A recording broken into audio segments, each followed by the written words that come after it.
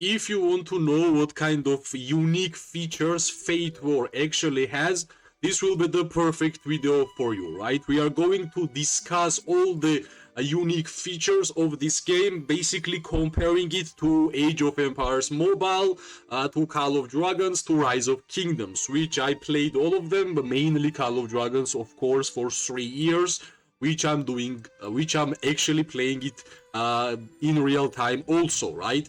So yeah, let's stick to the main point and let's speak about the features which I feel like is unique in Fate War and which I have not seen in other games, right? First of all, I would say this is the newest game which came out, I think, 3 months ago, and I have been playing it since the launch. And these features, I have not seen those kind of features in Rise of Kingdoms launch or in Call of Dragons or Age of Empires Mobile, right? The first one, which I believe is really interesting, is Chieftain's Artifacts, right? In general, artifacts, I have seen artifacts only in Call of Dragons, and basically they are totally different. Like every single hero can attach artifact, which also has skill. But in Fate War, it's totally different. Basically, you as a player attain these artifacts, like you are basically completing the armor.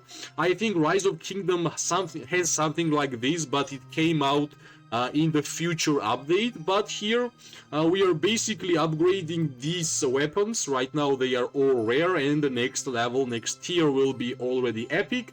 And every single artifact is giving not only PvP stats, but also PvE stats and also economy stats, right? For example, weapon is increasing extra or attack and training speed also, and also normal attack damage deal to Blackforged, which is PvE monsters, right? The shield is giving us construction speed, berserker attack, the shoes giving us stamina recovery, cavalry attack, and so on, right? And of course, there is a currency in order for us to forge them. That's the leather, and that's the tempered steel, right? And of course, the Chieftain's Artifact feature doesn't really stop here. Whenever you are equipping these artifacts on these slots, you are also able to attach the runes to these artifacts, right? Whenever you're gonna click on the one artifact, you can see you have 1, 2, 3, 4, 5 slots which you have to cover from the runes, right? And the runes also are like common, rare, epic, and of course legendary runes, which is giving you the highest value, right? So basically here it's like totally different gameplay, which is actually really fun, right? And I think even free-to-play players can get the epic artifacts, and of course with the grind and with the gameplay you can even get legendary ones, right? So basically pretty nice feature of the game, which I think a lot of players are utilizing. And of course there is a lot of ways for players to get the leather and to get the tempered steel. So you just have to synergize with your gameplay idea, your main troop type, and which artifacts you want to increase first, and then you're gonna move forward by increasing all of them, right? So yeah, that's like first the unique feature which I believe the Fate War has. And of course we're gonna move to the second unique feature, and that's of course peasant feature in general, which is basically a builder, but not only builder. In general, Fate War has a totally different production system in the game by help of the peasants, right? Basically, you can have the production building inside your city, but without attaching peasants to them, they are basically not doing anything, right? While you are upgrading the levels of your production buildings, you are getting more slots for your peasants, and of course oaks in order for you to transport your production resources to your town in order for you to get the resources, right? How does it actually look? Basically, you are going for this, for example, this small lumber mill. We're gonna go here. We're gonna go to manage, and if we want to increase the capacity of this lumber mill with the one more peasant, I should pay like 4 million coins, because 4 is quite a good amount for me. If not, you can see how you can level up the production buildings, right? This system which we have here, I actually have not seen anywhere else besides Fate War. You have to also increase levels of your houses if you want to get more peasants in order for you to have enough. Also, peasants are builders. Also, peasants are automatically gathering some resources which are randomly dropped around the map. So, yeah, I believe this is really interesting feature of Fate War, which I would like to have something like this in Call of Dragons. It's like a different system, which doesn't really take too much time to understand, and whenever you understand at least 50%, I'm pretty sure it will be easy for you to manage through this system in Fate War, right? That was the second feature, which I believe is unique, and we're gonna move to the third feature, which is the connection of the two buildings, right? In Fate War here we have farm. You can basically purchase these animals like chick, bunny, the lamb. You're gonna raise them, and then you're going to sell these resources here. Like this is how it's done. Like, for example, I have 2 more slots here. I'm gonna put this one, I'm gonna put this one here, and then this is the trading house, which has some quests on a daily basis. And here, this is the quests we are just giving them, and they are giving some coins, some extra things, which then is converted to a nice rewards. And of course, I'm gonna show you the rewards, right? This is the rewards. This is important in order for you to have a Beast Rider item to recruit them, not only recruit, but also to increase the tier of Beast Riders, right? And also some legendary insignias and speed ups, experience books, and a lot of good stuff, right? So yeah, this is important feature, not as important as the Chieftain's Artifact or other things, but still, if we are talking about unique features, we have to speak about this one also, right? Because I don't remember if in Rise of Kingdoms, Age of Empires Mobile, and Call of Dragons, we have something like this in the game, right? And we can easily move to the next one. And the next one might be one of the most important ones for free-to-play players. I'm gonna introduce you with the currency, which is gold. And you can actually get this currency in being a good alliance, and in alliances generally, alliance leader is distributing gold to players who are accomplishing the achievements, or generally playing active, or they are good fighters, right? How you can actually use this gold, basically you can purchase bundles. You can, like, basically, if I had enough gold here, I could easily purchase this $1 bundle without spending actual money in the game, right? So this makes this game one of the most free-to-play friendly game which I have played in terms of Kingdom Builder games, right? So if I had 99 gold, I would be able to purchase this $1 bundle, and yeah, without spending a single dollar from my own pocket, by playing the game, by being active, right?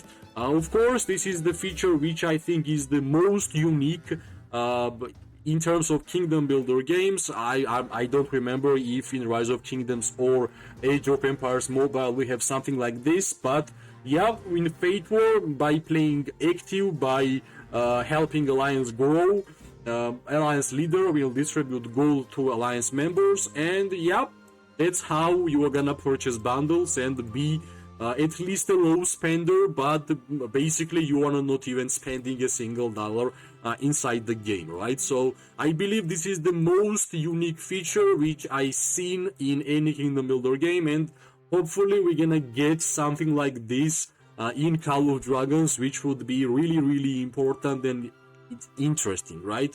Of course, we have still some more things in the game. For example, one of the most unique things are, of course, the hero steel, right? So basically, when you're gonna awaken the legendary or epic hero, and for example, I have Vista awakened and I have some epic heroes awakened, right? We are having a building which is called Hero Steel. And we have Codex here, right? Basically, awakened heroes are in normal colors, not awakened heroes are gray, right? What we are getting from awakened ones, we're gonna get extra stats by increasing the stars of this hero from this building, from the Codex of Legends, right? So basically, if you awaken your legendary hero and you are still getting the legendary tokens of those heroes, you can actually use those ones and you can increase stats of your troops and your playstyle, and basically you're gonna get even stronger, right? Because yeah, of course, awakening epic heroes is easy. I think awakening legendary heroes are kinda easy if we are comparing to Age of Empires Mobile, Rise of Kingdom, and Call of Dragons. And of course, I believe like I only played 3 months. I already have one awakened hero, which is Vista, and I'm really close awakening Altas, like one more level, right? So in 3 months, to awakened hero, basically awakened every single epic hero. It's pretty soon, right? If we are basically comparing to the other games which I played, yeah, it's not that hard to awaken heroes. So even for the free-to-play players, you might say, all right, like at first awakening, then we're gonna even try to get the Codex Legends skills. Yeah, that's too much, right? But that's not too much if everything happens faster here. If you are getting the resources even sooner, and yeah, basically if you are playing the right way, I'm pretty sure you're gonna be powerful even as a free-to-play player, right? And even sooner if we are comparing to other games, right? There is a couple of things which I believe is unique in this game, which we have to mention, right? Which is basically museum, where we are getting the statues of some structures, and those structures are giving us some stats, not only the PvP stats, but also some economy stats, some construction, some production, and so on, right? Basically, I'm gonna show you the statues and you're gonna understand which ones, right? Here, the statues which I have are located here. Whenever you are unlocking the new statue, you can basically build them. And yeah, for example, this one is giving us riders, soldiers, attack and defense. This is epic one, cavalry HP.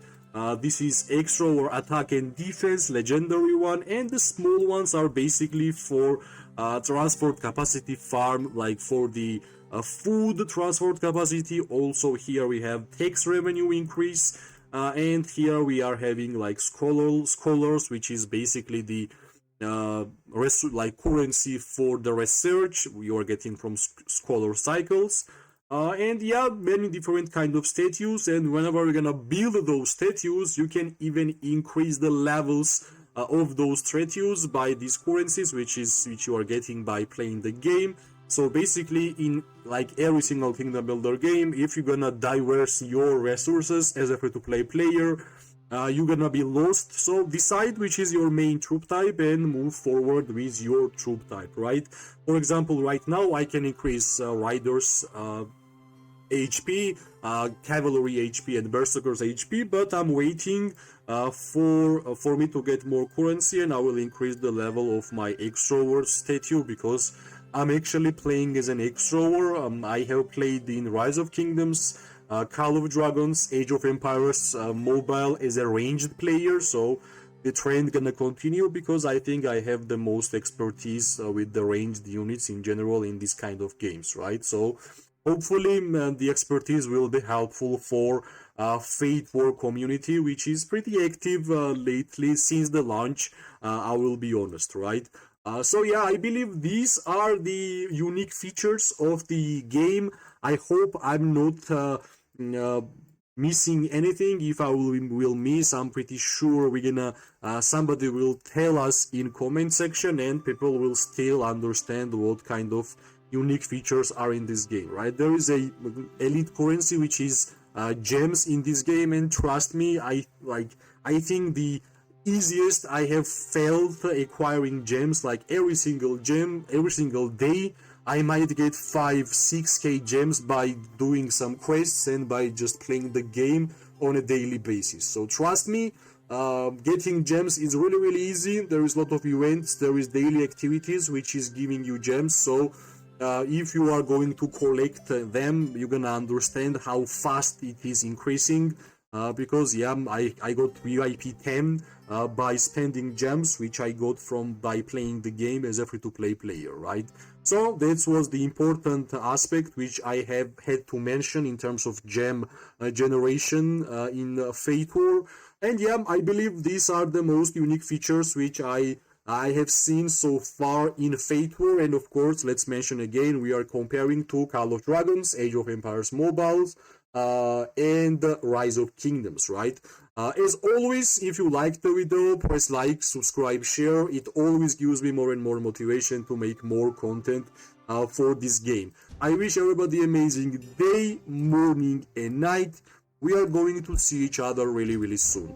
Bye bye and good luck.